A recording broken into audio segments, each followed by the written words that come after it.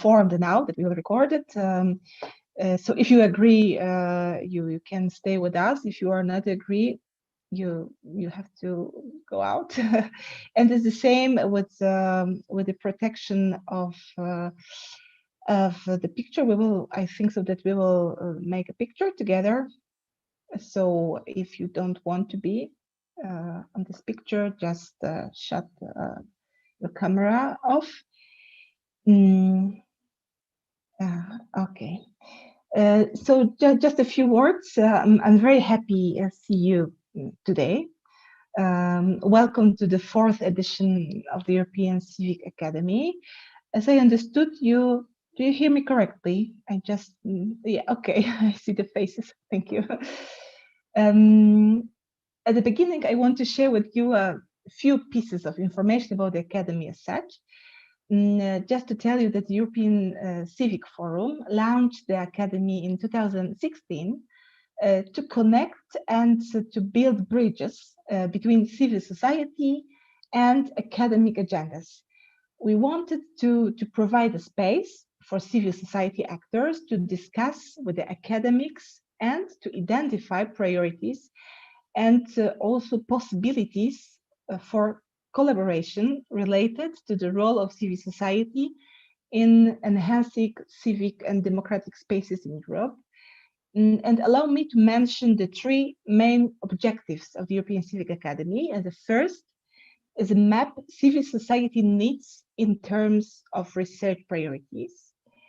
Second is enables civic actors to gain knowledge about existing research, methodology, and approaches to inspire a renewal of their social and political action. And third, increase awareness among academic researchers about the civil society needs and priorities, and identify collaborative opportunities for the future research. And 3 editions of the Academy have been organized so far: in 2016 in La Rochelle, France, in 2017 in Brussels, and in 2019 in Subice, Poland.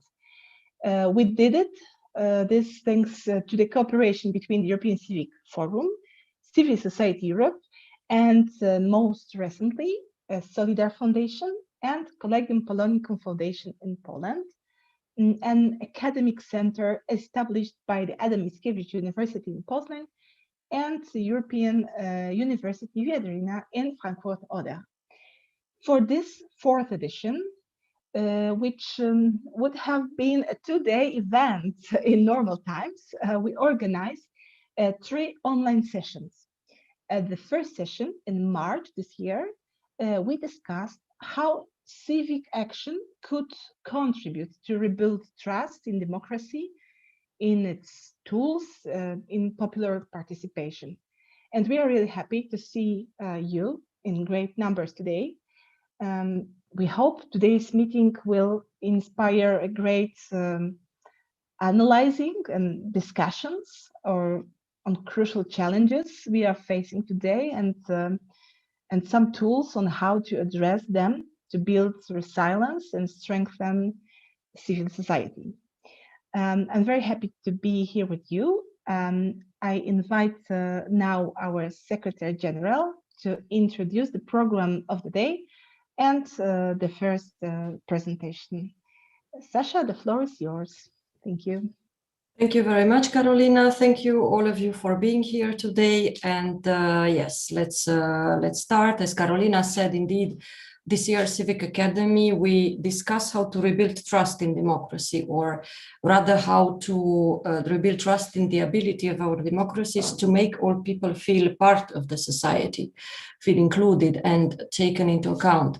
So, as said in the first session, we looked into our ability as civic actors to rebuild trust in participation, to rebuild trust in citizens' ability to have a say on the political choices, which is at the heart of our democracies.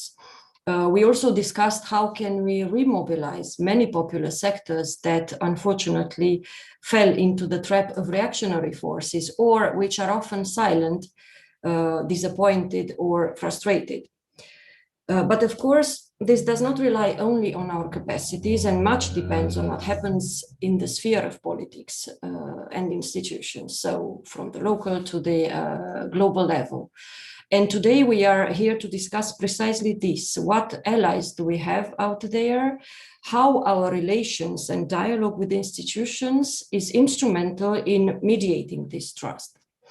So, as an appetizer, we will start the day with the presentation of a study. It's a sort of avant-premiere. The study is not yet made public, so you are the first to discover its content. It's a study on civil dialogue that we jointly worked on with Civil Society Europe, analyzing a little bit and looking into what are the institutional practices of dialogue between policy-making institutions and civil society, both at the EU and national level. And we also have some recommendations to make, and this will be for us an important element to follow up in the years to come, starting also with the Conference for the Future of Europe, which opens in a way a window of opportunity. So to discuss and to present preliminary findings of this study, we have here today Linda Ravo, to whom I will give the floor in a minute. And I will just take 2 more seconds to very quickly walk you through the program of the day. So after this short introduction, then we will have a cross-talk or a cross-interview moderated by Frank Euberger from the National Network for Civil Society in Germany, a joint interview with Christian Lausen, professor at the University of Siegen, and Patricia Heidegger on behalf of Civil Society Europe. After that, we will break up, as said, in small groups, and you will be automatically directed to the small groups to which you subscribed at the moment of registration. So don't worry, you don't need to do anything. After more or less an hour and 20 minutes of discussions in the small groups, we will have a short coffee break, and then we will get back to plenary to hear very short insights from the working groups and discuss them with a distinguished panel that will be moderated by Verna McGowan from the European Centre for Democracy and Technology, and with distinguished panelists from the European Commission, civil society, and the European University Institute. So with no further ado, maybe just last housekeeping elements. Please, if you have not done so, put your name when you register, or you can even change it so that we can easily identify you to put you in the breakup rooms. And yeah, of course, please mute yourself when you are not speaking, and let the show begin. I immediately give the floor to Linda Ravo for a short presentation of the study. And please, technical colleagues, give her the power to share the screen. Thank you very much, Alexandrina. Thanks a lot for having me. Yeah, it's a pleasure for me to anticipate a bit the findings and the key recommendations that underpin the study we worked on together, as Sasha explained. So I'll share my screen with all of you so that a short presentation will guide all of you through my intervention. So I hope you can see it now. It seems so. So yes, as Alexandrina explained already, the aim of the study was basically to look into challenges and opportunities to get to an open, transparent and structured EU civil dialogue as the treaties requires. And the purpose of today's presentation is just to give you an appetite of what this study contains, also as a means to kick off and inform your discussions today. So the context and background, I think we're all familiar with it, but as Alexandrina already mentioned, and Caroline as well in her introduction, And this is the reason why, indeed, this topic was chosen also for the European Civic Academy of this year, is that there is a political context in which there are a number of developments and efforts that we see on the part of the EU institutions to bridge this sort of democratic deficit, or to acknowledge it and do something about it. So there are a number of policy developments that prompted interest to look into this issue of how to improve EU civil dialogue, from the EU Action Plan on Democracy, the conference, of course, on the future of Europe, but also the, I think, increased attention to trends in civil society participation in key policy initiatives, such as the Rule of Law report by the European Commission, and studies by the FRA and the Parliament on civic space. That also includes looking into how member states do ensure participation of civil society in law and policy making. And indeed, the EU should, I think, look into how these principles and this principle of civil society participation is implemented at the EU level itself. Because indeed, civil dialogue is an essential component of participatory democracy, as it is reaffirmed in the treaties. We all, I guess, are familiar with the fact that the treaty, its Article 11, provides that the EU has an obligation to conduct a regular dialogue with organized civil society, because civil society organizations indeed are there to channel the collective voice of citizens. And against this background of this treaty obligation, there are, though, concerns that the current practices of civil dialogue do not guarantee an adequate level of openness, transparency, and structure, although we've seen, of course, in the course of recent years some progress in that direction. We're not there yet. And so the idea came from this background of working on a study that will look into what exists there, and what civil society organizations feel about how this dialogue is implemented, and what's missing, and how we can get to an improvement of practices. So I will just give you a teaser about the main findings of the study that you may have scrolled already, that was shared with you ahead of the event today. Both in terms of dialogue with EU policymakers of civil society organizations, but also dialogue of civil society organizations with national policymakers on EU issues, because we did look at these two aspects, given that, of course, the governance of the EU is multi-layered and composed by different levels of governance. But generally, before going into the details of the findings in these two areas, I think generally what we find from the data that we collected, and just to mention that the methodology to conduct this study was quite diverse. I mean, we based the findings on a 2018 study and survey, which we updated through desk research, but also through dedicated focus groups and online surveys that were conducted this year. I should have mentioned this from the start. So based on these different sources and range of data and information that we collected, in general, we see that channels of dialogue more frequently used seem to be public consultations or specialized expert groups. So on the one hand, very top-down processes, and on the other hand, let's say very technical fora of dialogue, where civil society organizations are seen more as source of expert input than a partner in law and policy making. We do see that positive practices generally exist, but are not mainstreamed throughout the different institutions at EU level, or the different member states at national level, or even within the different levels and domains of governance at national level. That regularity of especially transversal dialogue, so what we call transversal dialogue, meaning the dialogue on development of general EU policy directions or cross-cutting policy, is particularly low compared to sectoral dialogue, so dialogue on specific EU policies that is a bit more, let's say, regular, but still it is characterized by a high degree of technicality.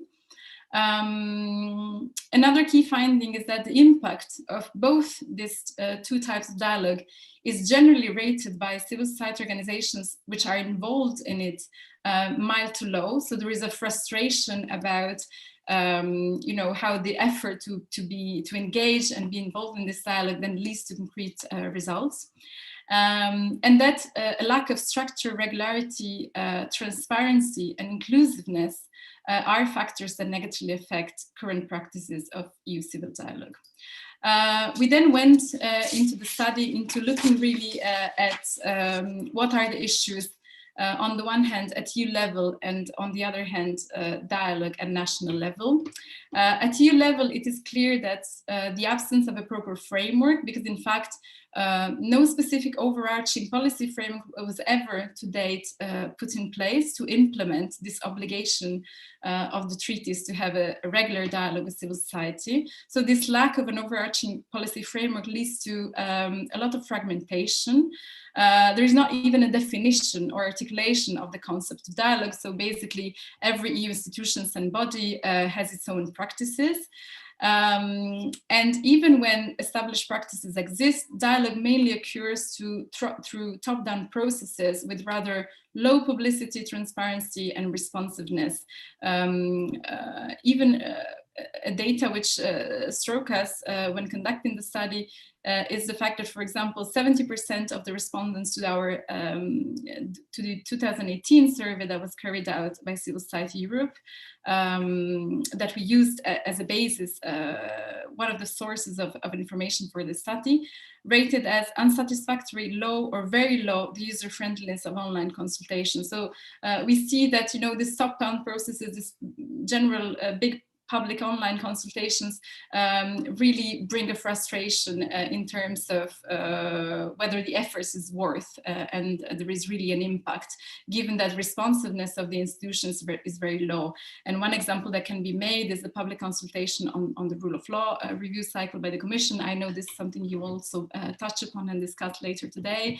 So it will be interesting, I guess, to also hear more on that, because such an important policy process is on the one hand attracts lots of interest and participation by civil society organizations, but then at the same time it is not clear whether the impact of such engagement is what would be expected. And outside these top-down processes, like public consultation, dialogue happens, but is generally very informal in nature. So if we go, we try to summarize, the main findings into the 6 bullet points. If we go into the rest of the key findings when it concerns civil dialogue, it is really what we find is that this lack of coordination and support structures, which is a consequence of the absence of a comprehensive policy framework, leads to inconsistent practices within institutions, but also among institutions, with the European Commission being a bit more advanced, but still good models of dialogue not being mainstreamed throughout the institution, and then other institutions, and especially the Council, but also the Parliament, lagging behind in terms of established practices of dialogue. And the fact that at the institutional level there is no real culture of civil dialogue, and dialogue is characterized by this important degree of instrumentalization, also stands in a way of implementing in a genuine way Article 11 of the treaties. And no sufficient investments are made to promote civil society participation and active engagement.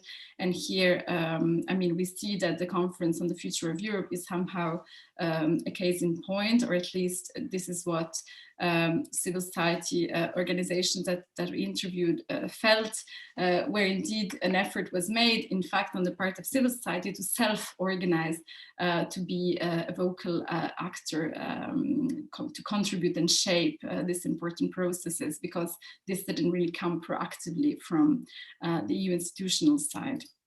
And similar findings actually characterize what civil society organizations feel about civil dialogue at the national level. There, of course, the general gaps that exist in national civil dialogue practices are an issue in the absence of common standards at EU level on how to conduct this dialogue. And these gaps were clearly exacerbated by the pandemic. So the situation created by the emergency, and in some case by a broad hostile attitude towards civil society. And what we hear is that often civil society organizations feel that even when civil dialogue is a requirement in certain EU policy areas, it is in fact a mere box-ticking exercise on the parts of the authorities with very low publicity, for example, of consultations, poor intragovernmental coordination as an obstacle to transparency and also effectiveness of civil society engagement. And again, a lack of support on the part of the EU to facilitate this dialogue at the national level on EU issues and monitor practices, including in terms of support structures. So some organizations, for example, wondered about the potential role that entities such as representations and delegations of the EU could have at the national level and do not currently play to facilitate this dialogue. So when analyzing these findings, we basically moved from what would be the basic ideal standards of, for an effective, open and transparent civil dialogue at the EU level, based on, of course, international standards, but also the own values and fundamental rights the EU is based on. So Article 2 of the treaties, but also relevant provisions of the Charter of Fundamental Rights. So we came up with conceptualizing basic standards of civil dialogue, or that should characterize EU civil dialogue. So an enabling environment for an open and free civic space, which is a precondition for an open, transparent and regular dialogue. Openness and transparency of all stages of the decision-making process. Responsiveness and accountability within and outside dialogue mechanisms, as well as inclusiveness and equal participation. So the non-discrimination and even positive action to include in the dialogue all diverse groups within society and the civil society organizations representing them. And the fact that the dialogue should have a sustainable and structural nature to be effective. So we moved from this basic, what we consider to be basic standards in the light of international standards and EU fundamental rights and values standards, or standards derived from these fundamental rights and values. The study tries and formulates a number of recommendations that go into addressing to EU institutions, especially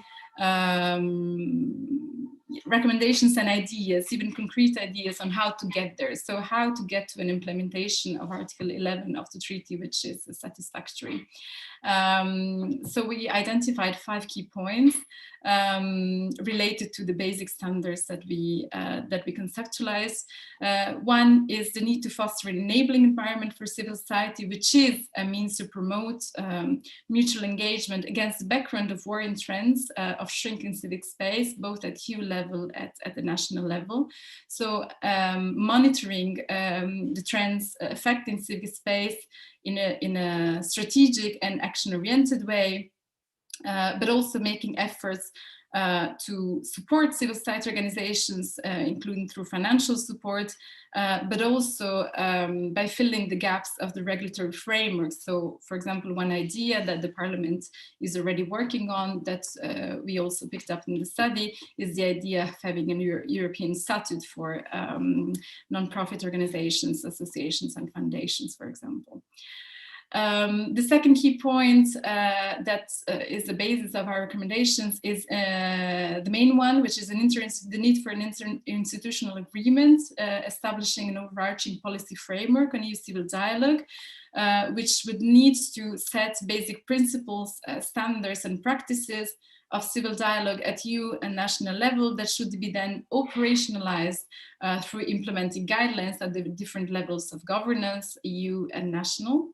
Third, reinforcing the infrastructure of EU civil dialogue. So really both at the level of interinstitutional coordination, which also would imply a review of the composition, mandate and functioning of the EESC, so the European Economic and Social Committee, and especially its liaison group on civil society. Sasha may mention that a study is ongoing also on this from the European Civic Forum. So both at the level of intra-institutional coordination, but also basic coordination structures in each EU institutions, as well as support structures for dialogue at the national level. Fourth, improving existing processes for civil dialogue and participation. So what we mentioned and we found about challenges affecting civil dialogue, what we can call civil dialogue fora, like expert groups, public consultations, etc., to try and really see where the gaps and challenges are and remedy them. And then fifth and last, proactively encourage and support civil society participation and engagement. And there are a number of concrete ideas, from rethinking, for example, the role and function of the transparency register through a revision of the register, to thinking of targeted operating grants for networks that can support and build the capacity of civil society organizations to engage actively in civil dialogue at a national and EU level. So I hope this was of interest to you and could help you inform and kick off your discussions today. And I'm really happy to respond to any questions anybody may have on the study, waiting for its official publication. Thanks a lot. Thank you very much, Linda. Just to say that we will, of course, organize a proper launching meeting and policy debate around the study, probably somewhere in after the summer break, given the very busy schedule that we already have had this month. But together with Civil Society Europe, you will hear back from us relating to this topic. I think it was a good introduction also for the next phase of our debate, the interview I was mentioning, which will help us also set the scene and give a tone, hopefully more positive than we started with, to then go discuss into more depth in the breakup group. So Frank, please, the floor is yours. Please start the interview. Yes, thank you very much. Yeah, and thank you, Linda Rabo. This is really interesting, and I had a chance to read the study already. And I think it's really worth reading, and I really do hope that we can have a real event for this. And it's quite important that it also makes quite sure that civil dialogue and trust are strongly interconnected. And it's good to maybe talk about this at the moment. To have the chance to talk about the role of civil society as a mediator and source of trust. I will do so with, first of all, with Patricia Heidegger. She's speaking on behalf of Civil Society Europe, but her main job is being the director of global policies and sustainability at the European Environmental Bureau, which is, of course, a big network of over 160 members on environmental issues. And I will also have the chance to talk to Professor Christian Lahusen, who is not only a professor of sociology and political sociology at the University in Siegen. He's also the head of the consortium of a huge project called entrust, which is trying to really analyze and investigate deep into the topic of not only the psychological dimension of trust and the political dimension, but also and foremost on the institutional dimension of trust. And therefore, it's great to have a chance to talk to the two of you, Patricia and Christian.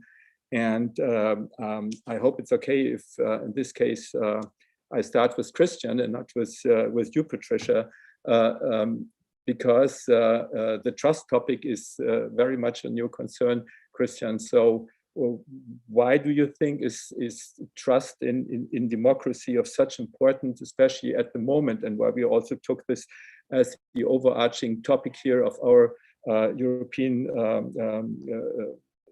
Civil Academy, and what is new to this gigantic study with this big consortium, which you then called enlightened trust? Maybe you can give us just a kind of a brief introduction why you think this new narrative of trust is necessary, and especially necessary at this very moment.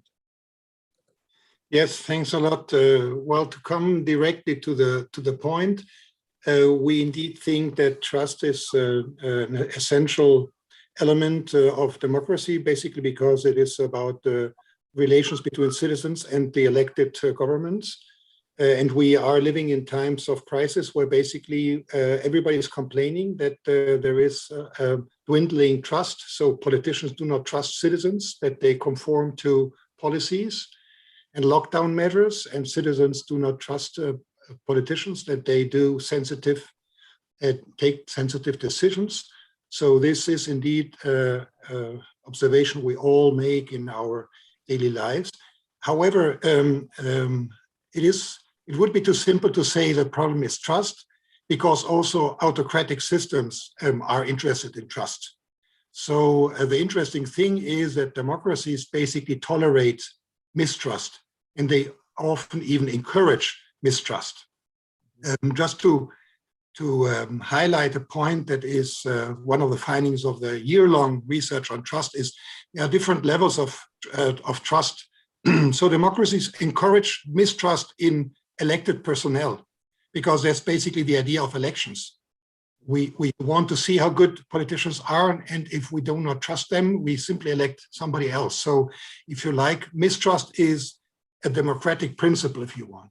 The same is true for institutions. It is more important that people trust democratic institutions, but we live in systems where power sharing mechanisms are important. So there is a balance, checks and balance. So we know that power has quite problematic elements, and that's why there is a certain institutionalized mistrust in the system, which is good.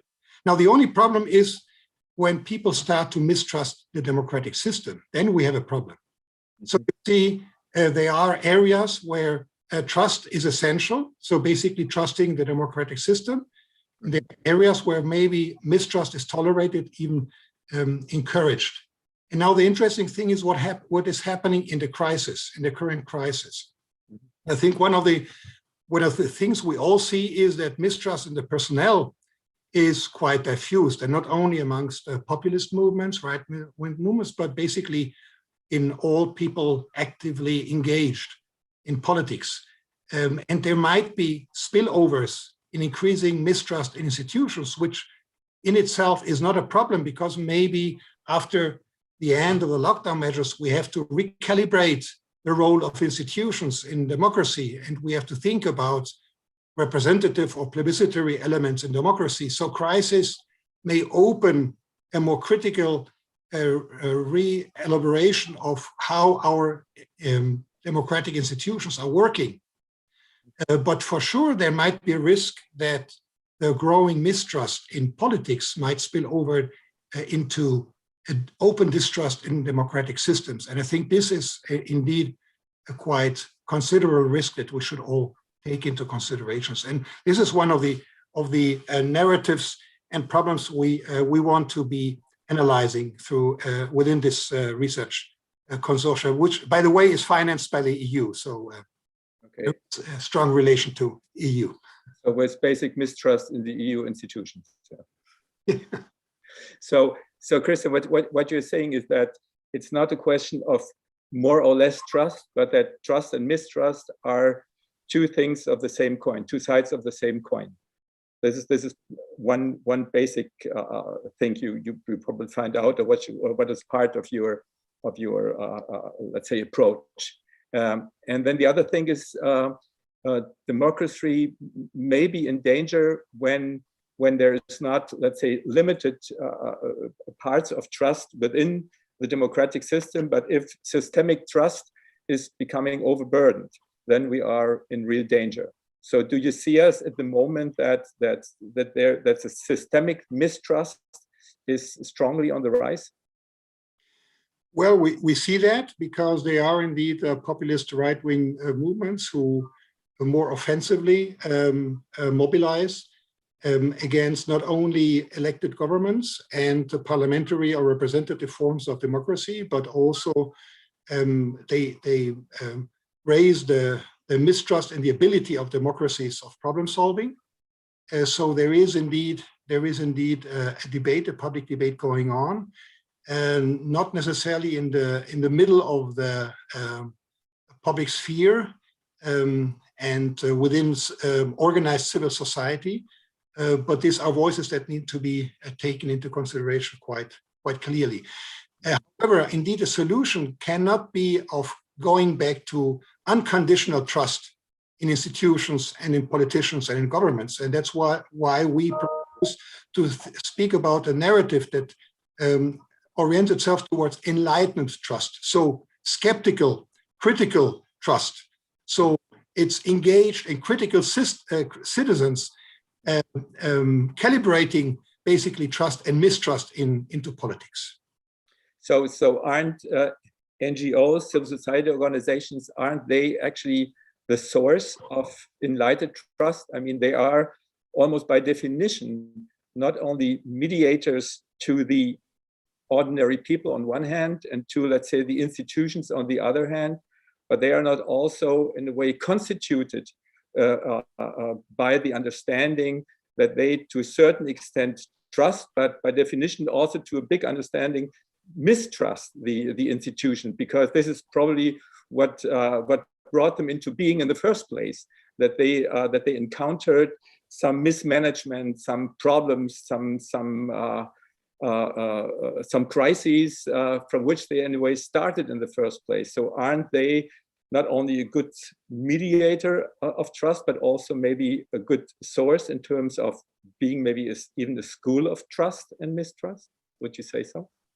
Yeah, I fully agree. And here, it's not only me agreeing, I would say it's basically research on democracy and civil society since 200 years, going back to old Tocqueville, who has said that basically a lively civil society is a school of democracy, basically because it is mobilizing, involving citizens in solving their common problems voluntarily and on the same level. So basically, this is a strong argument that I think has many supporters. So trust is built through a local civil society because of the element of participation and of empowerment, and because civil society basically is based on voluntary collective action. Mm-hmm. It is citizens sharing, committing to joint activities, and this basically requires trust. So internally speaking, I think there is a strong trust building mechanism in civil society. Mm-hmm. But again, I fully agree with you that towards institution, the element of mistrust is quite important because particularly the protest-oriented elements of civil societies are very strong in criticizing, in commenting, in criticizing governments, in demanding changes, not only policies, but also institutional changes. And I think this element of active criticism and mistrust is also something which legitimizes civil society towards its citizens. So if they do not engage enough in this element of organized mistrust in institutions, they would do a bad job. And I think also that citizens would also consider that they are doing a bad job. Okay, very good. Before I come to Patricia, let me ask you one final question. I mean, if we think of the different, let's say, societal arenas, and if we speak, let's say, of the private sphere, of the public sphere, or of the political sphere, and of the NGO and civil society sphere, why is trust giving and trust taking within the realm of the civil society and the civil society organization, especially, let's say, different compared to, let's say, a company in the private sector, or let's say a government on a local or on a state level? Why is the internal structure of trust different in the arena of the civil society and its organization compared to these other societal realms? What would you say? What makes it so special? Beside the aspect you just mentioned, namely that mistrust plays an important role in the first place. But beside this, why is it the inner structure of trust giving and trust taking within the civil society organization different or differs from the other societal spheres? Do you have an idea on that?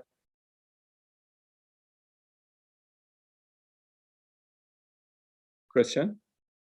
Sorry. Yes. I think I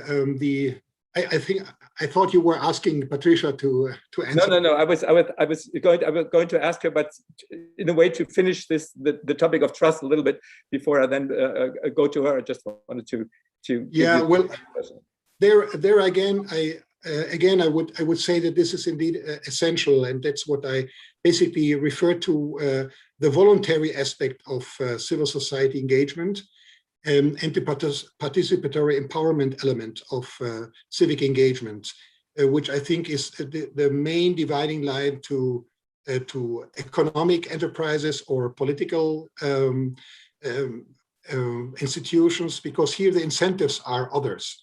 Incentives are either monetary incentives or political power incentives. Here, basically, the element is commitment to joint missions, voluntary and participatory element, and I think this basically builds on trust relations.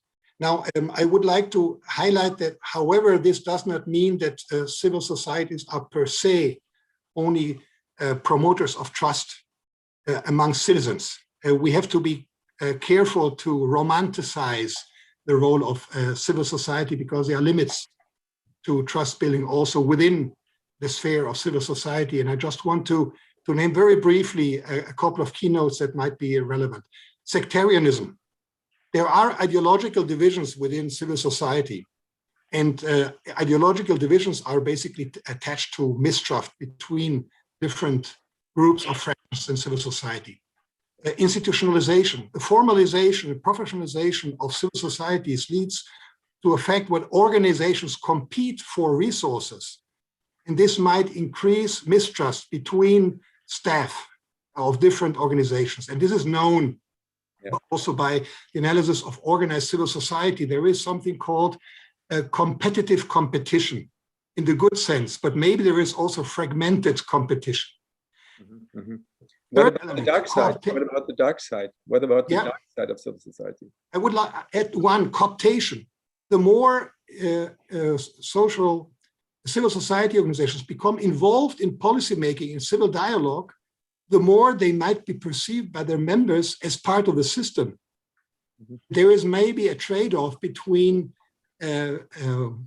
dialogue and mistrust and distrust within the movement. And finally, what you are saying, the dark side of civil society should not indeed be overlooked, because we know that populist movements and right-wing movements, they adopt very successfully strategies and oratories of civil society organizations for their own purpose. And their mobilizing impetus is mainly mistrust. It's mainly mistrust in elites, it's mainly mistrust in established institutions, and it's mainly mistrust in established systems of governance. So we have by now a more varied field of civil society actors where mistrust is more common. And that's why we have to carefully discuss how to prevent this dark side of mistrust mobilization. Okay, thank you very much. Thank you very much, Christian.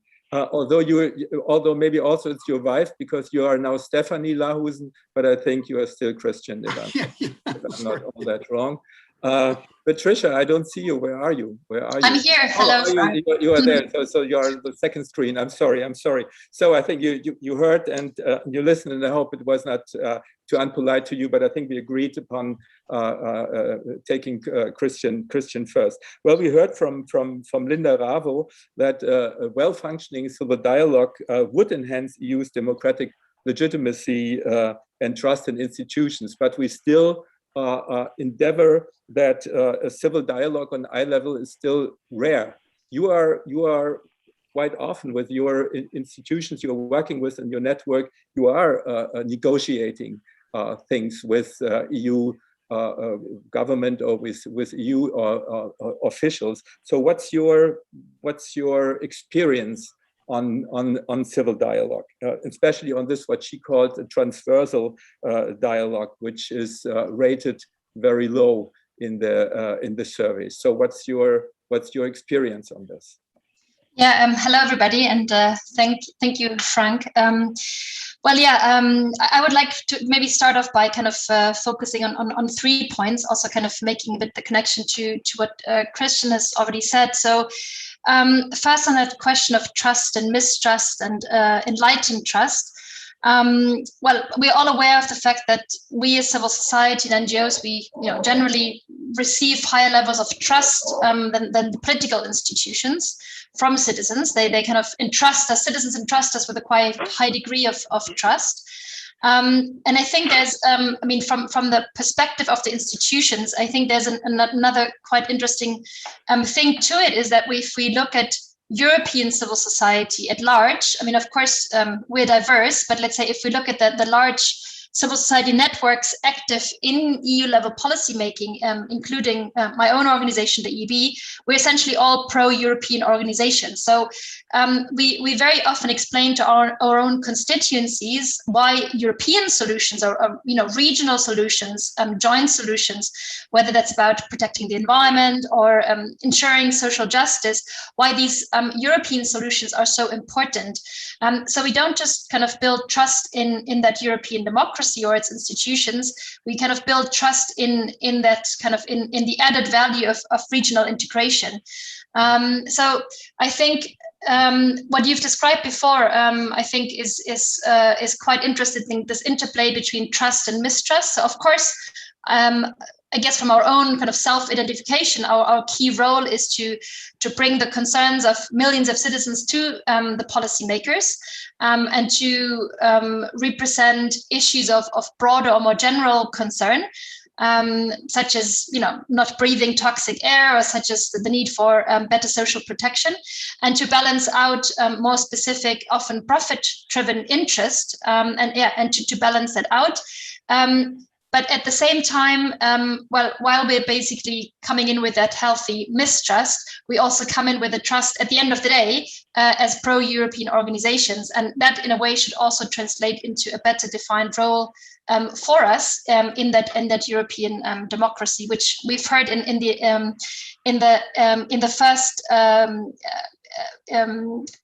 first report, that this is still missing to the very day. And my second point is about that new definition of civil society and European democracy. I often perceive it as a kind of outdated definition, which is out there, on which the institutions often use. So we would like to see European institutions develop a clearer and up-to-date understanding of our role, and of course one that we can identify with as well, not just the institutions.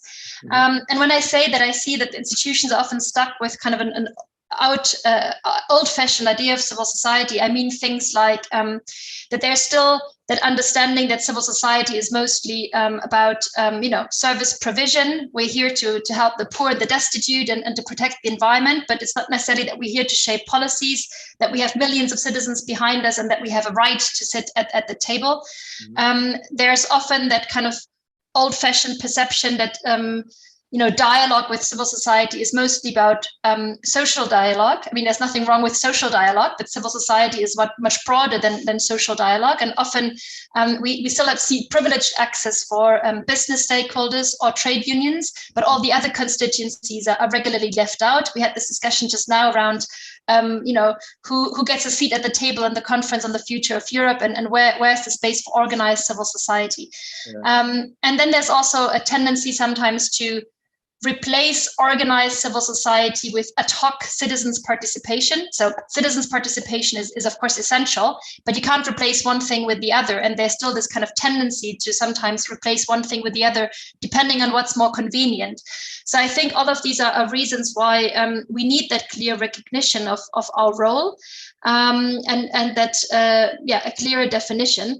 Interestingly, the EU is always quite vocal and clear about civil society when it comes to things they do outside the EU, in the external action, where they not just finance civil society, but push other governments, non-European governments, to be supportive of civil society. But then it's kind of taken for granted that within the EU this is already fully functional, while we are lacking that kind of clear definition and the clear structure. So now we even have a vice president of the Commission who's in charge, and we need to give some content to this title. Mm-hmm, mm-hmm. Let me just, I do not want to follow up on the problem. Maybe Carlo is talking about in his breakout session about this in a kind mismanagement or even the replacement of organized civil society structures within the Conference on the Future of Europe by, let's say, ordinary citizens or just citizens. So I will not follow up on this, but I would like to know if there's any good experience from you in your from your near past where you have where you and your organizations were in discussion with politicians on the EU level, where you would say on this level or with this institution the civil dialogue worked very well. And this could be a good example. And here we have a good example where it didn't work at all. And so we can really learn from these examples and maybe take something out of it, maybe even to generalize it. So is there an experience you can share with us where you would say, this was really a good civil dialogue on eye level with EU institutions, and this was really the worst case I can think of. I will never do this again. Is there anything of this sort you can share with us? Yeah, for sure. I mean, I thought about a couple of examples that maybe show elements that are of general nature, even if they're just examples. So one example I wanted to mention is around, and everybody's talking about it right now, all the recovery measures, the national recovery and resilience plans. Mm-hmm. So I think this example shows that the question of adequate civil society participation is quite complex and often mixed in terms of the outcome. So I think the discussion about the recovery, on the one hand, there were elements where we had very good dialogue. For instance, at the very beginning of that discussion, I think there was quite a good openness from the side of the European Commission, even the highest level, the cabinets of the different commissioners, the commissioners themselves, who engaged in dialogue and exchange and really listened to us and our concerns. But then at some point, we felt that there was kind of a closing of that space, and we weren't really able to have access anymore. Then the European Parliament started to engage quite a lot with civil society about the national recovery and resilience plans, but then many meetings then started to happen behind closed doors. So it was kind of a constant, kind of up and down in a way. And then adding to the complexity, of course, now is that this is about also what happens at member states and civil society participation at member state level. And here we get quite a lot of different feedback. There are some member states where civil society feels that participation was not too bad. But overall, it's a rather, let's say, mixed or poor picture in terms of how civil society engagement around these plans happen at national level. So I think the example shows that there are rarely situations which are ideal. It's always complex and mixed where we get access and how. And that example also shows that whenever timing is critical, whenever things have to be developed really quickly, the European institutions and national governments will use this as an excuse not to engage in meaningful civil society participation. But of course, that should not be the case. Timing can never be a reason why we are not, involved. Another example is around, and that's more linked to the European Green Deal. So there's been this tendency of the Commission to set up these industry alliances around key industrial sectors. So we've seen it around the Raw Material Alliance or the Hydrogen Alliance. And this is kind of a new form of governance where the Commission brings together mostly industry stakeholders to basically fill a gap to help the Commission to make recommendations about regulation and also where investments should be going. And we've been following this with a lot of concern, because this kind of new governance around different industry sectors is very industry heavy, and is in a way kind of going towards a kind of self-regulation where we as civil society are not part of a legislative process to regulate a certain sector, but where a sector gets together to self-regulate, to set up roundtables that are chaired by industry representatives, and where we are outside the door, or at least we're just in a kind of a minor role. So the positive message is, when we make noise about this, when we write letters, when we protest, then usually they kind of, they open the door for us, and we get our seat at the table. So that's the good message. If you are vocal enough, you usually succeed in opening the door. But then the question is, if these kind of governance structures are very biased towards a particular stakeholder group, then what kind of impact do you have at the end of the day? So I think this example shows that we regularly have to fight for that space. It's not just granted. We always have to keep fighting and opening these doors. I think that's something that you can generalize. Industry stakeholders still enjoy privileged access in many of these governance structures. There's always this tendency towards self-regulation, and the question, okay, even if you get your space at the table, who has the influence and the impact at the end of the day? So I'm not sure if these examples are necessarily positive, but I think what I wanted to show is that it's usually very complex, and there's not like the perfect examples of the perfect stakeholder engagement, and there's also not the kind of, there are of course quite negative examples, but it's usually not black and white, but somewhere in between.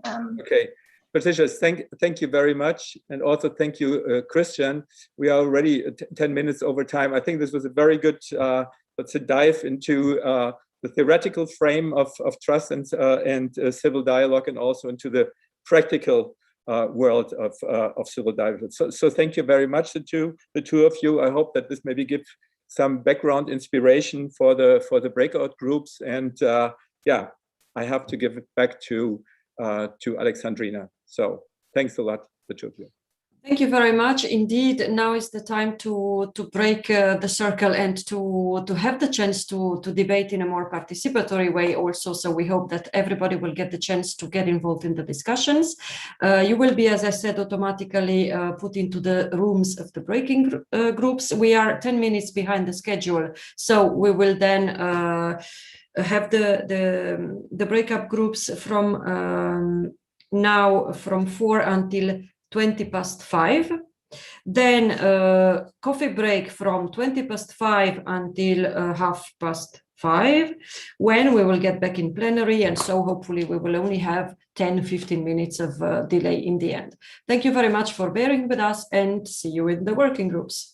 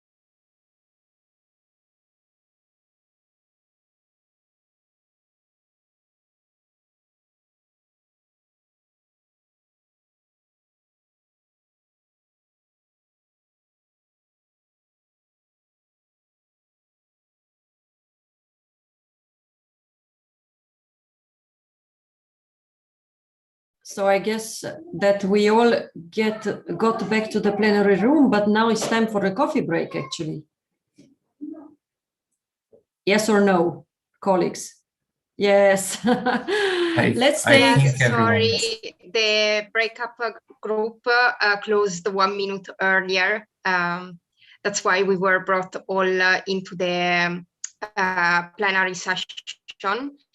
For those that have joined later, we are running 10 minutes late. So we start the break, coffee break now, and we are back at 5:30 for the closing session. And for those who didn't finish the discussions in the breakout groups, well, if you want to have a coffee and stay in front of the screen to discuss with others, feel free to take the floor. We're not muting everyone. We're truly democratic. So hopefully feel free to enjoy the discussion, the open room here, and see you.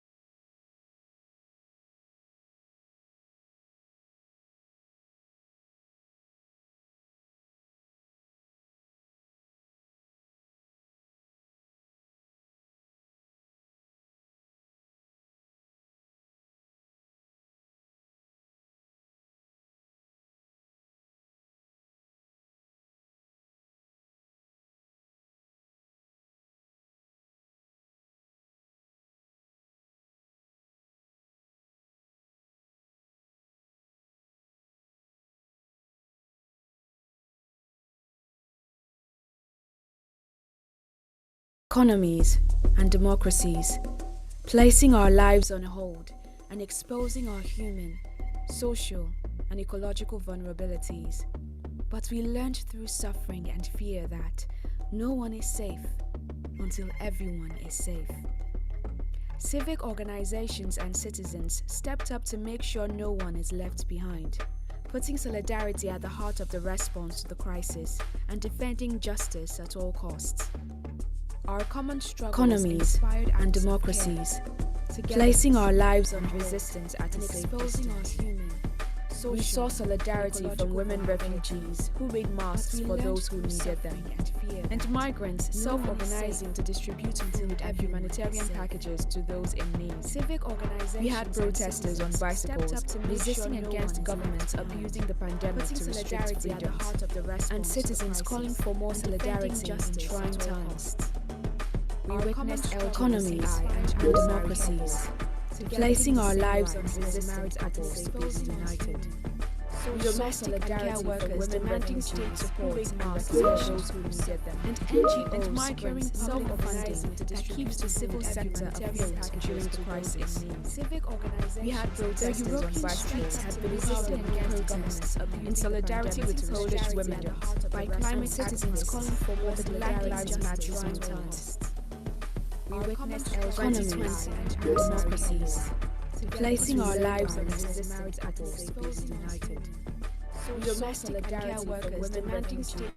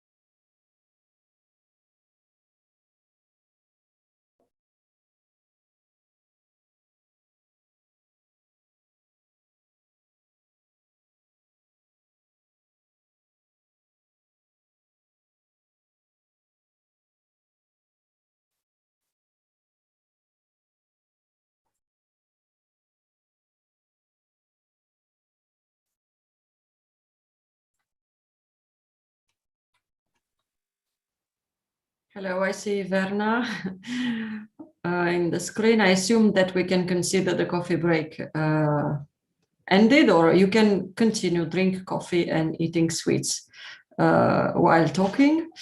This is one of the advantages also of being home. I guess that we can simply get started, Iverna, just to make sure that our panelists are in the room as well. Julia Monnier is here, Calypso Nicolaidis is here, and Mikhail, I suppose it's here. Yes. So everybody is in the house. We can start now the final session.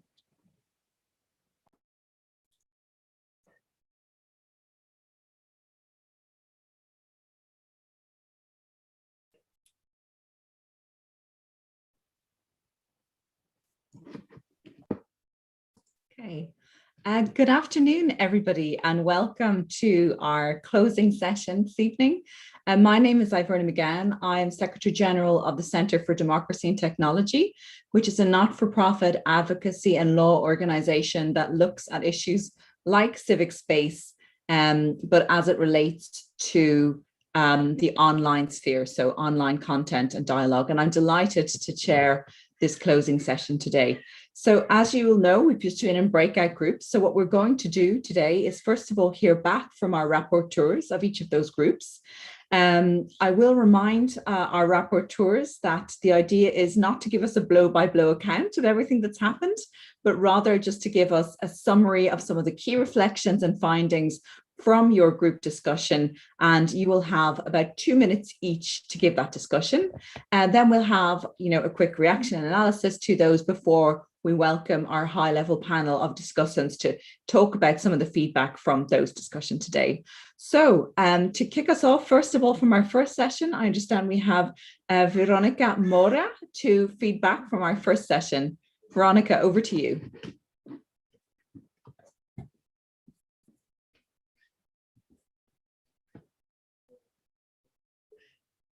Do we have Veronica? Yeah, please unmute. Yes, yeah. Sorry. So thank you again. So we had a very interesting and lively discussion, which was started by Rupert challenging us by listing 10 challenges that lie ahead of civil society these days. We didn't discuss all 10 challenges, not only because there was a lack of time, but also some raised more interest and more comments than others. So I will just here try to summarize some of the key points that raised the most interest and discussion within the group. So one was that the challenge that civil society organizations are often viewed as amateurs, that they lack self-criticism and self-evaluation. And we said that that may be the case. However, it's quite natural because civil society organizations are formed or are governed by lay persons. However, it is a problem, and civil society needs to be open to learn how to self-reflect, how to self-evaluate. But the problem is that often there is no time for this. We also mentioned the problem of gaps between different kinds of civil society. One gap that the big international organizations move away from their constituency, from the ground, and behave more like industry or big bureaucracies. And this implies the danger that they will be treated like a bureaucracy. But there is also a gap between the grassroots and the organized civil society, which is another challenge. And recently, non-organized grassroots civil society seems to become more important or more prevalent. And then we also had an agreement that the notion of impact is overvalued or overestimated. And that is something that is pushed by the market or the state model. And there are other ways, but maybe better ways to evaluate what civil society does and how it is important. For example, through understanding better its contribution to people's lives, their worldviews, and so on. And as regarding the issues that need further reflections, there was one area that almost all the contributors talked about, is that we need a common working definition of civil society, and we need to develop it before others do it for ourselves. But then the question came whether civil society may be too heterogeneous to create a common working definition. And people's participation and dialogue with the other sectors was mentioned as one common overarching feature that we can maybe focus on. And it was also mentioned that better understanding of the social economic model in general would lead to a better understanding of civil society as well.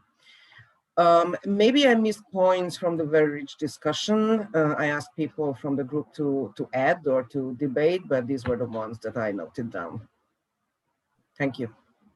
Thank you, Veronica, and you're bang on 2 minutes, so thank you for keeping to time. And next we're going over to Elisa Gabardella.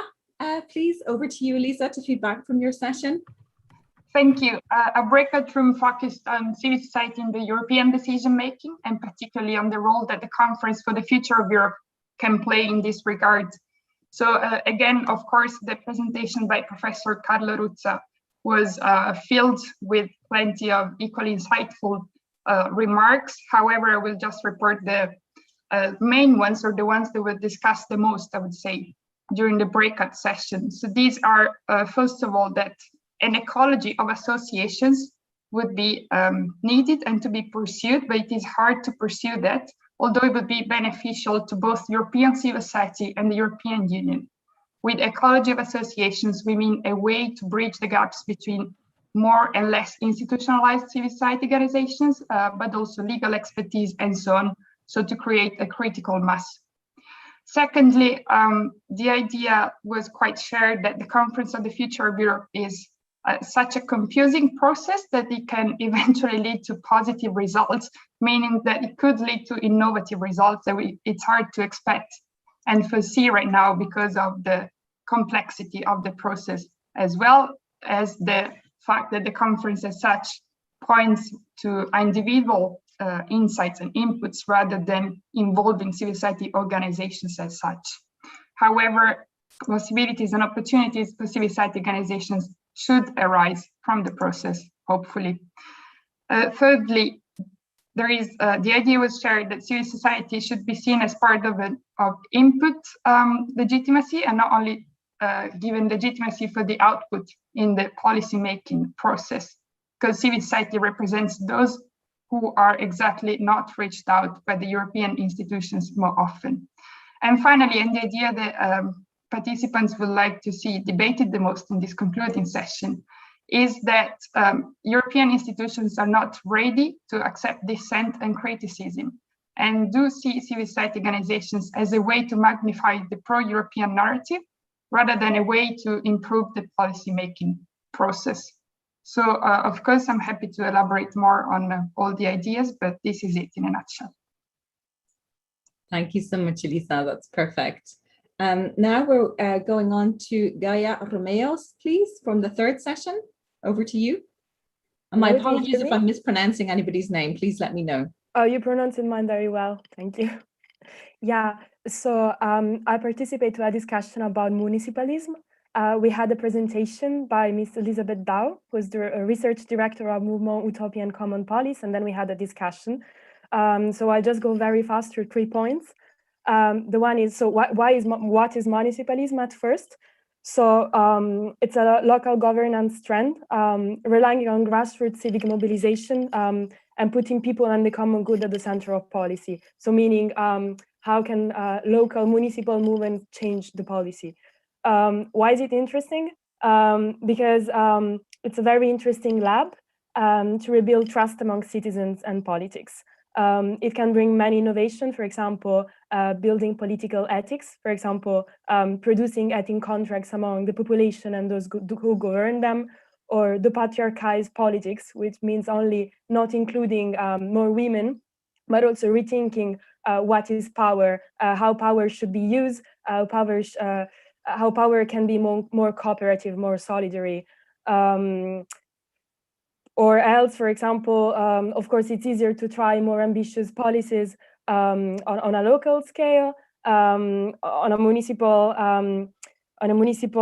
scale. It's easier as well to render the political action more transparent and more readable, more understandable for the citizens, and so rebuild the trust that they have in politics. As well, it is an interesting way to sharing collective intelligence, for example, on web platform to make the citizens more engaged and make them feel part of the government of the city. So it is a very interesting lab, but of course it has some problems. For example, we discuss a lot about why digital democracy can be tricky because it can give the feeling that everyone is included, but actually not all the citizens are really able to participate to digital democracy. So only relying on digital democracy is something that could actually become very elitarist, that could exclude this part of the population who's not able to participate through this kind of means. The last point we discussed is how we can transpose the municipalist experience on a bigger scale. One of the solutions we discussed is about making networks. So a municipalist movement from different cities can build networks and share knowledge, and that could be a very good experience. For example, let's think about networks on a European scale. It is, of course, a little bit more tricky when we talk about how we can transpose them on a bigger scale, for example, or a national scale. But the idea that we shared is actually all the innovation that municipalism can bring cannot be adapted exactly the way they are on a bigger scale, but they can help in changing the approach. For example, what I was saying about depatriarchizing politics and rendering more solidary and more cooperative. And well, that was the discussion was very long and interesting, but I will stop here and send my notes to the ECF secretary. Thank you. Thank you so much. Really interesting discussions have in all our breakout sessions. So over to Sareten Kopski, Sylvie. Kotsevsky, thank you, Almost. if I'm not mistaken. We did discuss about Western Balkans, and we had a great presentation by Jelena Vasiljevic, and obviously the Balkans is never boring. So we heard many interesting things and results from the research. What I can say as a short summary, couple of points is that mistrust towards established CSOs exists, and because they are much more donor orientated, and there is less trust towards them. But on the other side, there are successful local civic initiatives at the grassroots level and in different countries that manage to create certain change at local level. But is it possible to provoke and create structural change? That's one of the things that we put in the side for further monitoring. There is skepticism towards processes of EU integration because it was promised many times for Western Balkan countries, but no progress in that sense. And cooperation between civil society initiatives and political parties, is it possible to provoke and impose structural change? So this was mentioned a couple of times. We didn't have disagreements within the group, so all the participants, although it was a small group, 5 people, we agree with findings. And as a further attention that we should keep an eye on it, it was the moment of party and CSO movements alliances. We have a case of Macedonia where we had so-called revolution, and many civil society activists, they entered the parliament and the government, but did we get the expected change, or the changes that were somehow initiated, whether will result to meet the expectation of the citizens? So we also have a case in Montenegro, and I think it was mentioned Croatia. So we put this as a field for further observation by academics, so to see how it will turn out in the end and to learn from that.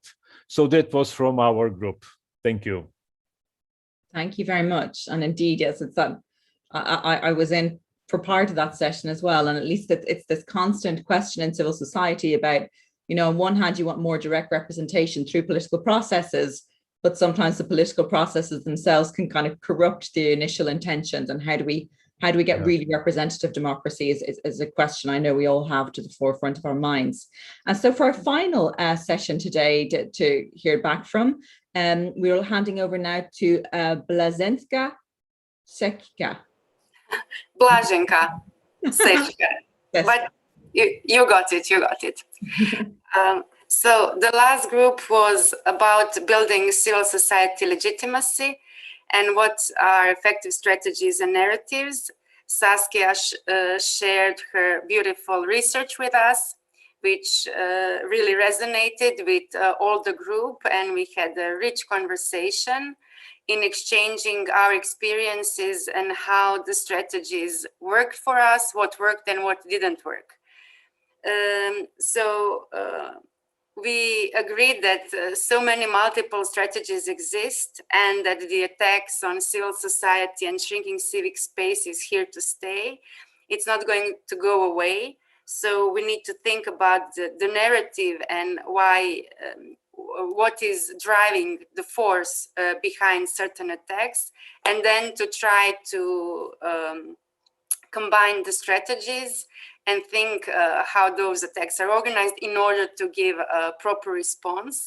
But of course, we were proactive, so we were also thinking about what could work before certain attacks even occur. So we did stay a bit and go back around political being the dirty word or the partisan in advocating and in pushing certain changes in policies. So, you know, we share like perception of the politician is negative because they are working for themselves, and we need to show that civil society organizations are working for public good. But we need to show that we are willing to criticize both political specters or all the political specters to show, you know, our own agenda. Many times public doesn't see civil society organizations advocating, you know, for public good, because we are also diverse as civic society organizations. So some organizations enter transparency register, some don't. Sometimes NGO can think, okay, we will define ourselves as lobbyists because nobody will question interest or legitimacy of a lobbyist group. But certain NGOs will say, well, if we do so, then we are, you know, same as we are running something for commercial use. So the strategies need to be multifold. You need to think of local context, of your constituencies, what you want to achieve. And some of the strategies that are good are maybe cross-sector alliances or alliances, you know, with organizations with whom you won't typically advocate, but can show your legitimacy, and we exchanged different experiences around that topic. But to put some positive perspective, a couple of times we mentioned humor as something that can push back certain narratives, can show how ridiculous accusations towards civil society can be. Humor takes away power, you know, from maybe government narrative, and we can be cool and take pride in what we do. We can also be social innovators, debunk some agendas that are negative for civil society, use our skill and agility. So there is a lot of perspective for civil society organizations, but we really need to be strategizing around that topic. And food for thought was also using social media for campaigning, because in the area of fake news and disinformation campaigning, we also need to think about that. Thank you so much. And indeed, you know, I'm working a lot in the area of, as a not-for-profit, disinformation and others. And indeed, one of the things we often say that the strongest power against disinformation is a steady stream of good quality information. And I think often when we're in the defensive, we don't think about that. So I think that point about building innovative, positive narratives is a very well-placed one and a very important one. So just to reflect now that we've had, and before going over to our panel, just to reflect briefly on some of the different points that have come in, I'm really struck by how open colleagues are about self-reflection about civil society as well, which I think is very important. We heard, for example, about the need to build legitimacy, about the need to be very cognizant as well if the organizations are very big. How do you maintain that connection with the grassroots? What does impact mean? We also heard a little bit about, you know, how the more structural conversations are happening. So things like the Conference of Europe, how do we make sure that, you know, especially in the European context where we're so often hearing about democratic deficits, that actually we do fully integrate formal civil society into those dialogues. We also heard a lot, you know, through the debates on municipality and local level, there's this constant challenge to say, on one hand, how do we ensure that our dialogues are close to the ground, are rooted in local community, but at the same time, when we work at the regional level, we need this sophisticated operation, legal expertise and ability to, you know, speak at that level as well, and how we build up our democracies in these different layers. Another running theme that I'm hearing from the different sessions as well is the question of trust. On one hand, it can be trust in civil society themselves. I should add, as part of shrinking civic space, that, you know, negative narratives that have been created, even sometimes by state actors, as well as others in the political sphere, can contribute to the negative perception of civil society. But there's also a deep distrust in our political systems, and you know, this kind of frustration to say that there's a gap between sometimes what civilian movements really want and the ability to transform that into political representation. And we also see that in Europe, frankly, with the lack of women represented in our parliaments and democracies, the lack of minorities and others, which highlights, you know, the really important role that civil society can play, making sure that those voices are not entirely left behind in our discussions. I thought it was really interesting, the discussion in the Balkans as well, where it came out again, especially in these transition periods when, you know, you go from maybe an organized civil society, whereas the boundary between a political party and organized CSOs, that was a really, really important point. And then, of course, the idea that we wrapped up with, which I think is a very important one, is how are we more on the offensive rather than the defensive? How do we make sure that we put positive messages out there? I think I've seen a lot of very successful campaigns indeed that use humor and lightheartedness to combat that.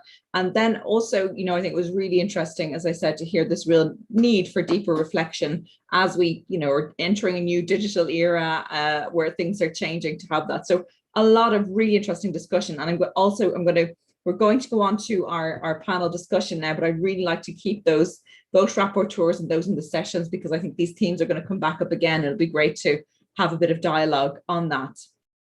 So now moving over to our panel today, and I'm delighted to see we've got such an esteemed colleagues with us. We have Julien Monsnier, who is head of Citizens, Equality, Democracy and Rule of Law at the Secretariat General. I don't know if Julien remembers, it'll age me too much to mention, but I was actually a stagiaire in his unit many years ago. There is Miguel Yale, who is the Secretary General, of course, of Solidaire, which is a huge social movement at European level. And we have Calypso Nicolades, who is a professor of School of Transnational Governance at the European University Institute. So we're welcoming those panelists, fantastic people to have for our dialogue, from those, you know, from the institutional perspective, from the not-for-profit and civil society perspective, and also from the academic perspective. So we're tackling this from all issues today. So if I can, first of all, call on Julien. He's with us, I believe. Absolutely, and I hope you can see me as well. Yes, I can. So kicking off to you, thank you so much, firstly, for joining us. I think it's a really nice sign to see from the Secretariat General level of the Commission that you're joining this conversation today. Julien, you've obviously, and your unit has been really involved in, you know, the novel development of the Rule of Law report in Europe, and in other initiatives like the European Democracy Action Plan. And what's been really welcome and important is that the European Commission, in its political narratives, and I've heard Commissioner Jourova and others mention this, have really highlighted how important that, you know, civil society are as frontline defenders of the rule of law across Europe, which has been a really important, and we didn't always see that. We often spoke about, you know, human rights defenders and foreign policy, and didn't see that as much within Europe. And today, on the other hand, we've heard from a wide range of actors all day. I know you couldn't join for all of the sessions, but we have heard, on the other hand, that there is this shrinking space within Europe, that there is a difficulty and a bit of a participation gap.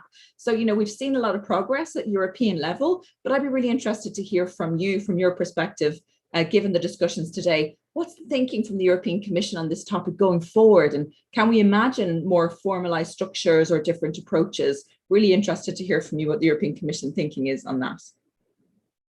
Thank you very much, Ivana. It's very nice to see you, and I'm very happy that I was invited to this conference.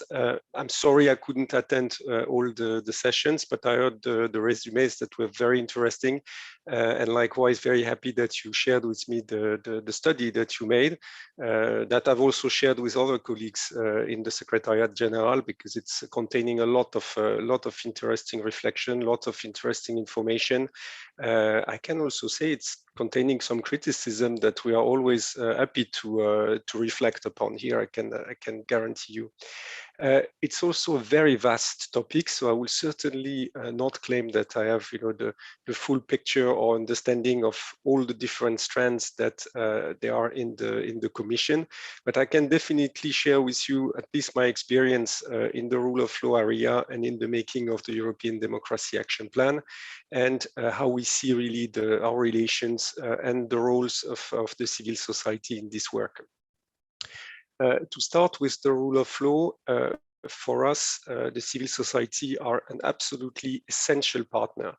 And this, I would say, since the very beginning of our work on the rule of law.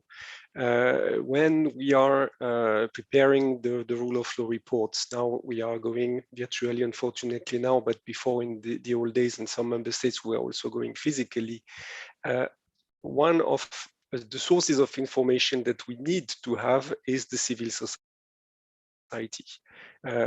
Some governments are not happy about that, and actually they criticize us for being too close and listening to the civil society, because we have to, hear all the voices.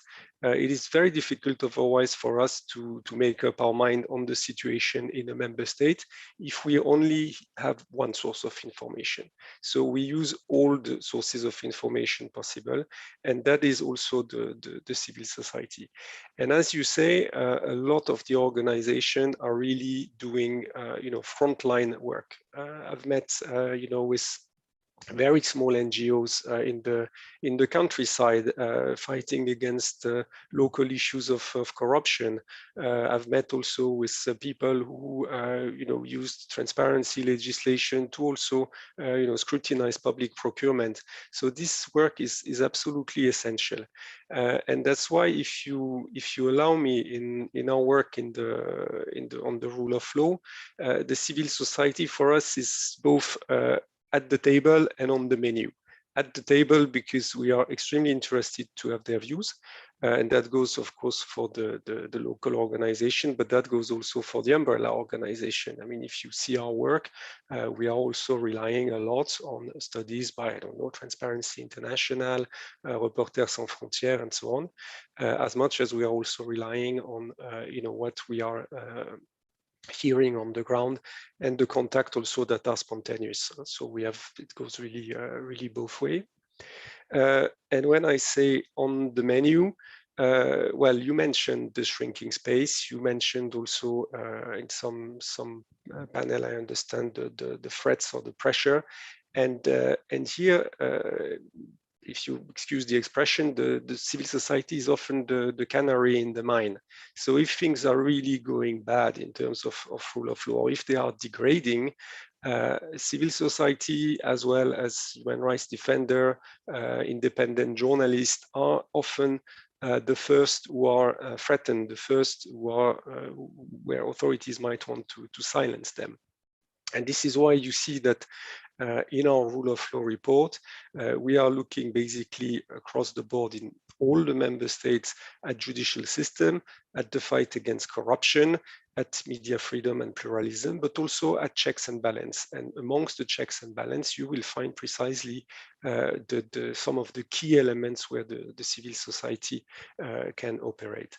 So here really, I can only insist on how much we are really very close to the work that civil society is doing in the rule of law area. That doesn't always mean that we have to agree on everything. Here you will probably find NGOs in several member states who will say, yeah, but we disagreed with the Commission on their assessment of this or this situation, or they should have triggered this mechanism, they didn't do it. So again, this total openness in our discussion. But they are key partner, as much as also the authorities are key partner, the professional organization, and so on. Maybe just very briefly to move on a little bit to the European Democracy Action Plan. You know also where it's coming from, and that's something that was mentioned in the guidelines of President von der Leyen in 2019, and it was basing itself on this conclusion that there had been attacks on democracy There had been scandals, the Cambridge Analytica scandals. There were also these issues of interference in the US election in 2016, the Democratic Convention. And basically there were threats, and that we should try to develop also some policy to resist better and to protect better our democratic systems. And there were basically three main pillars identified. You already mentioned one is the problem of disinformation. There is another one, which is the protection of election, and one about media freedom and media pluralism. And in our reflection in preparing the Democracy Action Plan, we also thought, well, but there is an essential role from the civil society. And is it something that should be treated autonomously, or is it something that should be seen as cross-cutting in all the areas? And that's the second option that has been chosen in presenting this Democracy Action Plan.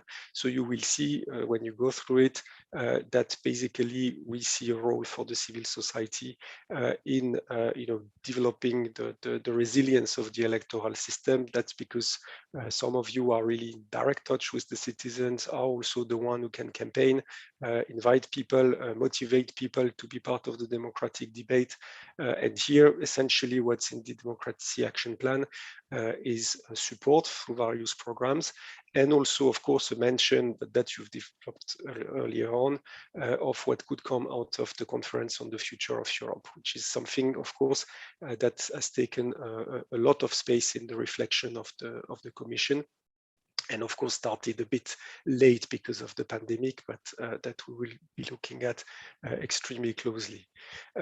In the election, the disinformation area, here also, you mentioned, positive communication, pushing the right messages, and here the civil society has a tremendous role to do, to debunk conspiracy theories, to be organized as fact checkers, to also try to pass some narratives that are helping citizens to understand the digital space.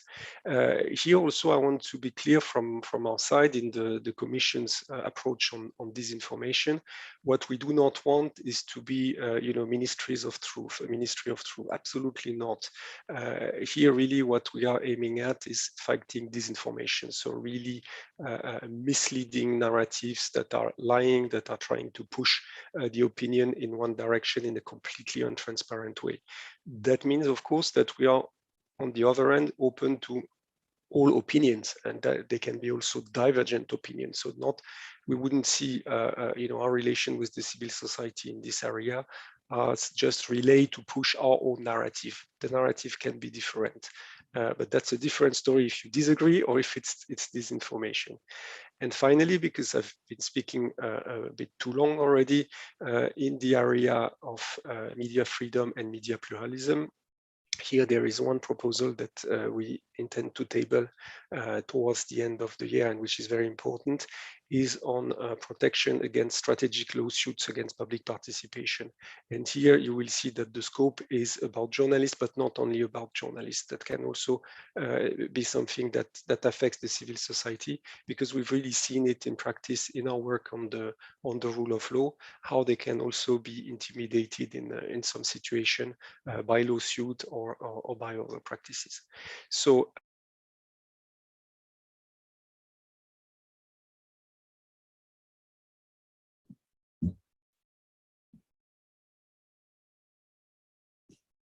hello. I think we're having a slight connection issue. And we're back, I think.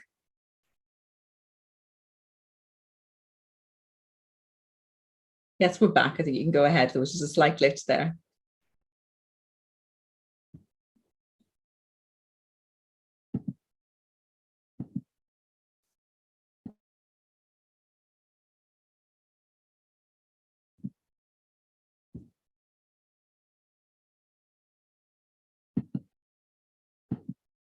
Julien, can you hear us okay?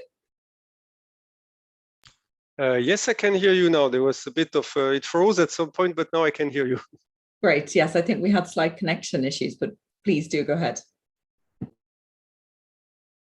I was done, I think. So I hope it didn't cut me right in the middle of what I was saying. No, I think we got it to the end. So thank you so much. That's a really comprehensive overview of the many different ways that you're dealing with civil society.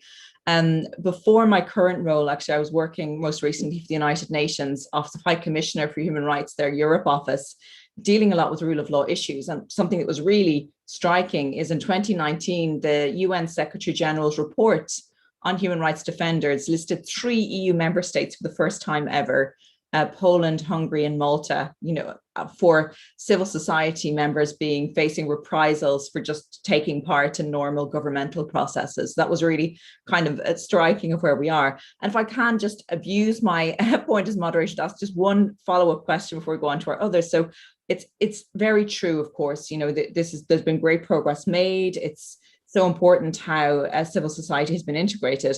But for example, I've been working very closely on legislation like the Digital Services Act, on the rule of law, and sometimes we get this gap in participation. Why? So for example, in the Digital Services Act, our research has shown that very few organizations dealing with disability rights, LGBTI rights, or others could actually participate because the online forum was so complicated and so technical. And when we look at the United Nations or other fora, you could see that maybe putting more time into participation, like workshopping things, like making it more accessible. Do you think that there's room for the Commission as it evolves in its way of consultating and the right to participate in affairs could envisage more outreach and more involvement on the rule of law report in other areas? No, these are very important points that you're raising. I would say I can take also another hat, because we have in this part of the Secretariat now also the Secretariat for the Task Force on Equality. So that's also very much on our agenda, how to really ensure that participation is more inclusive, that it is also reaching out not only to the umbrella organization. So here I think there's definitely a room to discuss. I think that would be extremely welcome. After on the participation and the consultation on the legislative initiatives, for example, I mean, this is something that we are practicing now for quite many years in the context of better regulation. But it's true that sometimes it is not always very easy to access. Sometimes we are also in situations where we have to act very speedily, meaning that the deadlines for consultations are very short, that also the possibility for direct interface are much more limited. So there, I think, again, there's always room for improvement. I think here the European Commission tries to be a role model in this area. Sometimes probably it works. Sometimes there's room for improvement, but it's really definitely something that can be discussed. Thank you so much, and it's really great to hear that element of broader participation is on the agenda, and I'm sure the other of our participants might have follow-up questions on that. Moving over now to Michael, Secretary General of SOLDA. We have you online as well. Yeah, hi. Hi there, thank you so much for joining us. So we've talked a lot today, obviously, about civic organization and civil dialogue. As we know that where Solidar and other social movements have been really successful is actually formalizing a dialogue with institutions and having really strong representation at EU level. So you've obviously been listening into the discussions today about civic dialogue and the challenges that are being faced, etc. What do you think are the lessons that can be learned from the social movement and that could help us reach a stage where we have more formalized and structured civil dialogue? Thank you. Thanks for having me, and happy to be here on behalf of Solidar and as part of the Civil Society Europe as well, supporting the organization of this event. I think it's been an excellent day with very interesting inputs to this topic. I think maybe from our perspective, I think the social movements, one lesson that you can learn is the closeness to politics. And you've been dealing with this gray area of moving towards or in relation to politics. Either, as Sretan said, when in the experience of Macedonia, when you had a sort of broad, quite massive movement of a broad variety of actors, and you had political players who invited civil society to take part in this movement, and sort of, but also very consciously try to spearhead this movement, leading to an involvement of civil society. Social movements have a long history and experience, coming from this, capitalizing on these relationships, I would say, where you have notion is that we need politics to deliver change. So it can't be an antagonistic, just demanding change and then sitting back waiting for that change to happen. Then if it doesn't happen, come back and complain again, and then sit back and wait and then come back and complain again. You need to lean into these relationships and foster and create them. So in that regard, civil dialogue would be a continuation of a pre-existing relationship between political actors and civil society actors. And it has to be fostered both through institutions, bureaucracies at the European level and national level, like the one Julian represents here as well. But it has to also be between the parties who represents the interests of citizens in a more direct way. The experience of the labor movement here, I think, is what Solidar is carrying with it into these relationships, and a very quite close affinity to progressive actors, even if not for necessarily from a specific political party, but that those relationships are key to build a sustainable entry to the decision-making power of politics, I think. Always cautioned, of course. This is a gray area, and there's a lot of caution to be to have when it comes to keeping track on who you represent, continue to be a bold and outspoken voice, and keeping true to the notion of the best friend is the honest and straightforward and constructively criticizing friend, not a sort of lenient yes-saying actor. The other thing I want to say, I think that you can learn from social movements and trade unions here more specifically, which is also part of our network of organizations, is the lessons from social dialogue. And this has been a space fought for over more than a century. And it's not that fight over to establish a tripartite space of decision-making and dialogue is won through, not by just asking and then waiting. It's one because they sit on a leverage in terms of the right to strike, decision in terms of having access to that sphere of the economy that then gives them some hard currency in the negotiations, and sort of forcing themselves into these spaces. I think civil society should have a similar approach to, if we want to structure an institutionalized dialogue that means something more than just being consulted on issues and then sending in a paper, and then maybe we are successful in getting a few writings in a final document. We need to look at this as negotiated spaces of power as well. And we need to mobilize to make sure that we are involved in a structured and institutionalized way, much similar to what the trade unions did to establish the social dialogue. And we need to negotiate with the trade unions to make sure that it's a reciprocity in terms of, in understanding of the need for both civil and social dialogue. And the third lesson here is perhaps to pay attention to, you spoke about the legitimacy. And I think one is representation. I think a lot of the lessons and things mentioned from that session was about representation. How do we represent ourselves in a way that makes us a trustworthy interlocutor or actor in the public sphere, which is of course very, very important. The image is it's very, very important in this day and age, but representation in terms of the constituencies that we're supposed to represent is, I would say, even more important. So if we are civil society and we want to speak with voice, and the only currency we as civil society can come with to political tables is to say, I represent 1,000 citizens. I represent the interests of 10,000 citizens or 1 million.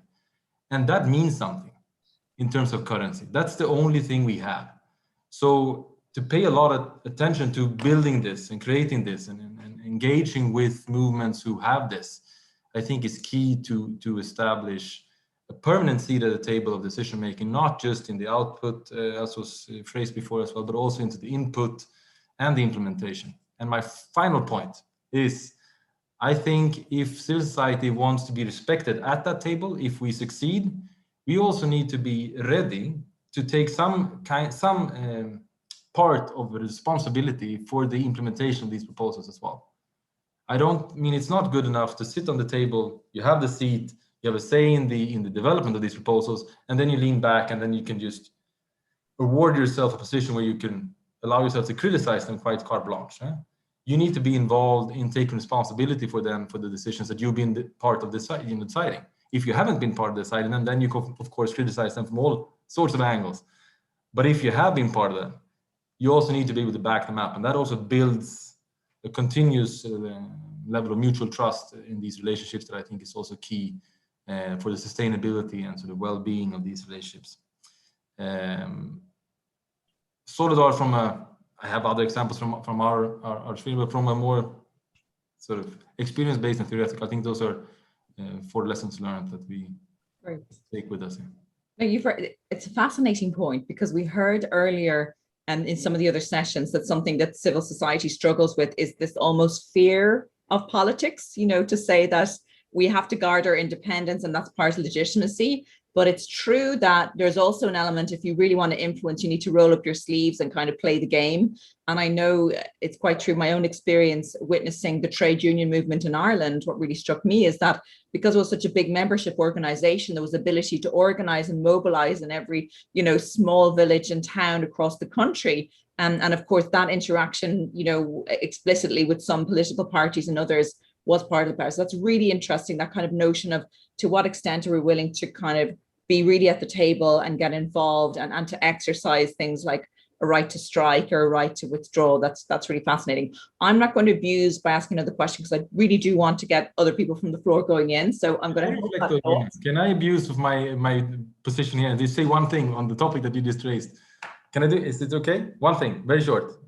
Yes, very short. Okay, very, very short. I'm just because I think civil society has everything to benefit from making politics something more than party politics, because the fear of like, this is a common notion. It's a very neoliberal idea of politics. So it forces all of us, or a lot of civil societies, to claim very proudly, we're non-political. And then in the second phrase, they say, but we want structural change to the economy. And they don't go together. Like if you want structural change, and that's the same, it travels throughout these systems. So the UN level, you say, we want the SDGs. It's a sort of apolitical agenda for systemic change. And you go like, but you can't achieve systemic change without politics. There are different, a lot of different ways to achieve them. So I think we have a lot to gain from civil society to claim that space and sort of repoliticize our work, because there's a lot there to be won, I think. And I guess it's about definitions as well, because ultimately politics means power and how we handle power and how we define that, right? So it's also maybe, as you said, whether you see it as party politics or just organizing for change. I'm going to go over now to Professor Nicolades with us on the line. We've talked a lot about organized civil society today, about structured dialogues, but of course your research and your work has looked more generally participatory methods of governance. In other words, how do we directly allow citizens without that conduit of organized civil society or others to participate directly in democratic processes and lawmaking? And now we've seen initiatives like the European Citizens Initiative, which is a great idea in theory. It's not very accessible in practice. I saw some of the statistics about how not well known it is by the general population across Europe. So it'd be really interesting to hear from you, Professor. What other ways do you think that the EU could ensure lawmaking is more participatory, maybe picking up a little bit on the conversation with Julien as well? So I'll ask you just to give your thoughts on that, and then please, to our participants, get ready if you want to have 1 or 2 questions before we wrap up for the end of the day. So over to you.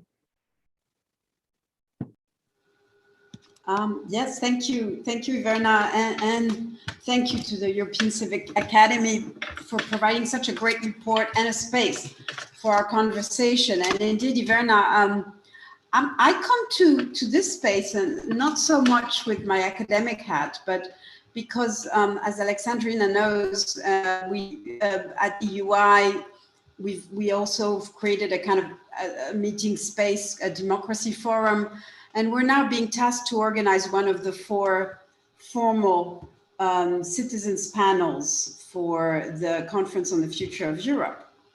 And so in that sense, it's not exactly your question, to the extent that it is a formal process, and it is about how do you do citizens assembly. But there is a fascinating conversation to be had, which we've had for many years, as to whether and how these citizens assembly, these various, this mode of participation connects with society at large. Because all of the conversations we've had about representativeness, legitimacy, this panel's idea and praxis is a microcosm for that. You have those on one end who say, no, they should be protected, not like a jury. It's the little selection, they're representative because there's random sortition, and they shouldn't be influenced. As pure souls. Well, I'm not in that camp, and most of my colleagues aren't either. I mean, to us, the challenge of participatory democracy is, if I can put it that way, it's effervescence.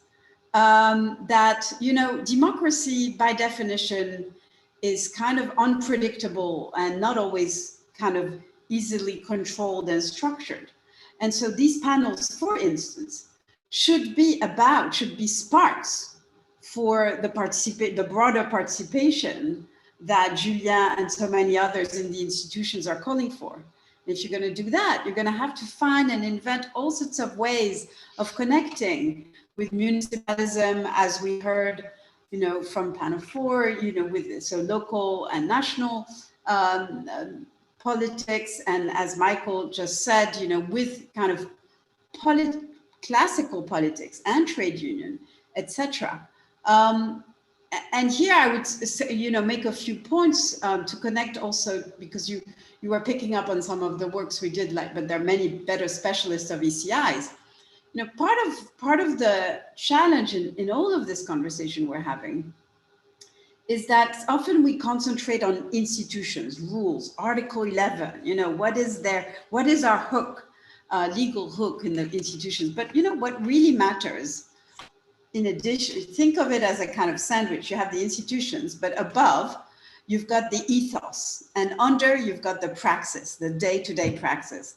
And I would say colleagues like Julien, they're kind of like, they have to hold these 3 at once. And so the problem with ECIs, was that it was the prize that we obtained, and I was part of the 2000 convention, and Carlo was very right. We all know these issues are not new. The Convention on the Future of Europe drafting a constitutional treaty was 20 years ago, dedicated to making the EU closer to its citizens.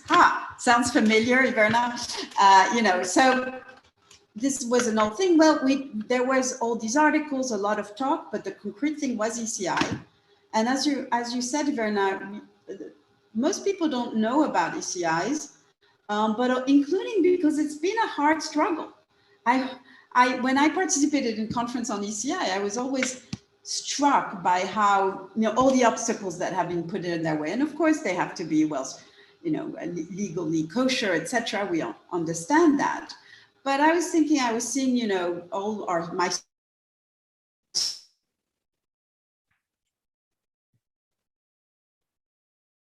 energies that you see there. And if I were the EU institutions, which I'm not, we want to hear you. And this is not exactly what was happening. And I think that it's for the overall story that we're telling here. What is the ethos and the praxis from the EU institutions in interacting with civil society? Now, Julian and many of his colleagues have all the right intentions, but Linda started us off today by expressing all of the what we've said for so long, the question of the culture of dialogue, the instrumentalization. And so if we want to push back, I think that we need to for one, reframe or think about the overall frame. That participation, we like to say, supplements representative democracy, but not always. It's a form of contestation, and you have to hold both at the same time.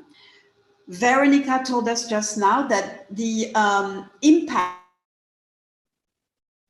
that were valued, yes, to some extent, we need to, reframe the whole story as, not policy building, but polity building. Participation is about in democracy in the 21st century, social media, etc.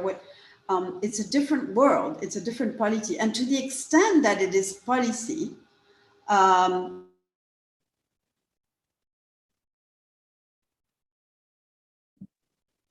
afraid we've lost your connection. What civil societies do for the institution.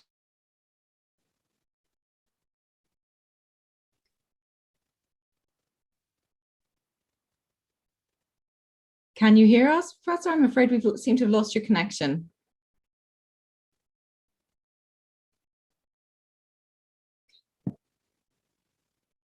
Trade-offs. Because we're running so close to time, I'm afraid that we seem to have lost that connection. I'm quickly going to ask, we don't have much time, but if there is one or two questions from other participants, if you could please let us know.